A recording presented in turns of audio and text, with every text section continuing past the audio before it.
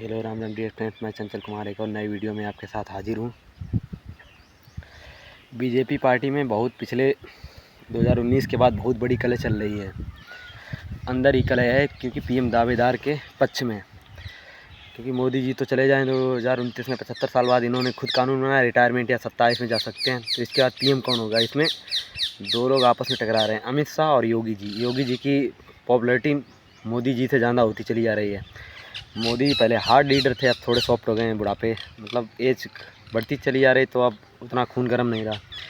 योगी जी का चेहरा बहुत फेमस है, प्रचलित भी है, उनकी फ़ैन फॉलोइंग बहुत ज़्यादा है। अमित शाह बहुत ज़्यादा उनकी फ़ैन फॉलोइंग है।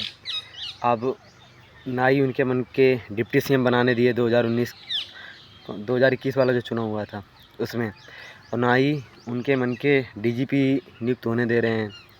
ये चीज़ें चल रही हैं। और अब बीजेपी जो राजनीति कर रही है वो अगड़े और पिछड़े वर्ग की राजनीति करना चाहती है, मतलब दलित और ओबीसी जनरल कैटेगरी, मतलब जात पात, हिंदुओं में ही जात पात की राजनीति कर रही है। जबकि योगी ये नहीं, योगी का जब भी बुलडोजर चलेगा ही रहमान नगर पे चलेगा, और मतलब आगे पंत नगर जैसे कुछ पड़ रहा है तो उस पर रुक जाएगा। मतलब योगी जी अभी भी एक मतलब हिंदू मुस्लिम की राजनीति करते हैं, तो वो सही नेता है। और बीजेपी में बहुत बड़े अंदर कलह चल रही है। बीजेपी पार्टी ये शांत दिखाई दे रहा है, शांत कुछ नहीं है। जैसे कल्याण सिंह वर्मा जी और उसमें ब्रह्मदत्त दुबे को मरवाने में बहुत सारे लोगों का हाथ था।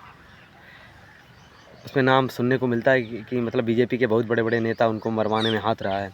सेम इसी प्रकार अब अमित शाह योगी जी के बीच में चल रहा है, बहुत बड़ी कलह है। लेकिन ये तो ध्यान रखना, मेरे हिसाब से भाई, अब हम क्लियर तो नहीं बता सकते, लेकिन ऊपर वाले की अगर कृपा हुई तो योगी ही मुख्यमंत्री बनेंगे, क्योंकि योगी जैसा चेहरा है कोई नहीं। योगी बढ़िया आदमी है। योगी जी को खुली चुनौती देकर, मतलब उन्हें स्वतंत्रतापूर्वक काम नहीं करने दिया जा रहा। फ्री होकर अगर वो काम करें तो और अच्छा उत्तर प्रदेश बनता। जैसे पेपर लीक हो रहा है, SSC GD वाला ही मामला है, ये कुछ नहीं होता, लेकिन उनको खुले दिल से होकर काम नहीं करने दिया जा रहा है। तब भी वो मानते नहीं ऊपर हाईकमान की। योगी जी एक फेमस और अच्छे नेता हैं, उनके टक्कर पे हमें लगता है बीजेपी में अब कोई नेता नहीं रहा है।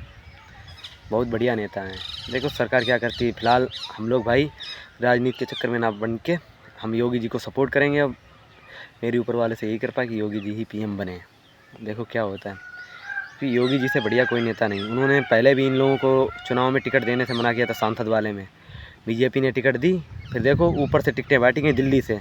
योगी जी तो नाराज थे, हार गए, यूपी से कुछ नहीं ले जा पाए, सपा हाथ मार ले गई। तो इसमें गलती हाईकमान की है, दिल्ली वालों की, योगी जी कुछ नहीं। ठीक, Ram Ram dear friends, channel को लाइक और सब्सक्राइब कर देना। ठीक भाई।